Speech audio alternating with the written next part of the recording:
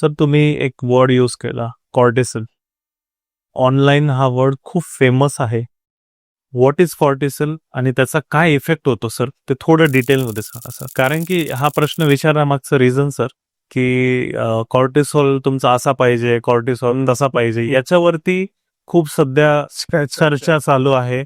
आणि तेच म्हटलं की when a doctor is giving the right answer, ते म्हटलं एकदा आपण विचारून घेऊ सर. हो, कॉर्टिसॉल हा हार्मोन आहे. बेसिकली एखादी सिच्युएशन, डिफिकल्ट सिच्युएशन्स आल्यानंतर आपली बॉडी दोन मोडमध्ये, एक तर फाईट किंवा फ्लाईट मोडमध्ये असते. जिथे आपण फाईट करू शकणं तिथनं फ्लाईट म्हणजे निघून पळून जाणे, हा कंडिशनल स्वभाव आहे आपला. हे कॉर्टिसॉल जेव्हा फाईट मोडमध्ये असतो, जेव्हा स्ट्रेसफुल सिच्युएशन असते किंवा एखादी डिफिकल्ट सिच्युएशन्स आपल्याला हँडल करायची असते, तर हा कॉर्टिसॉल तसा आपल्या मदतीसाठी असतो.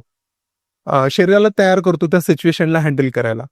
पण स्ट्रेस म्हणजे काय? एन्झायटी म्हणजे काय?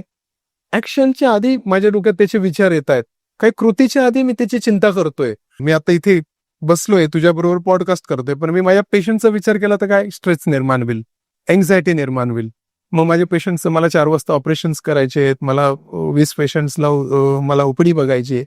If I started thinking this while talking to you, म्हणजे याच्यात काय मी प्रेझेंटमध्ये नाहीये आणि मी विचार तो करतोय, तर हे माझं एन्झायटी वाढवेल आणि that causes increase heart rate, blood pressure वाढतं आणि हे सगळं तुमच्या सिस्टीमवर त्याचा बॅड इफेक्ट होतो.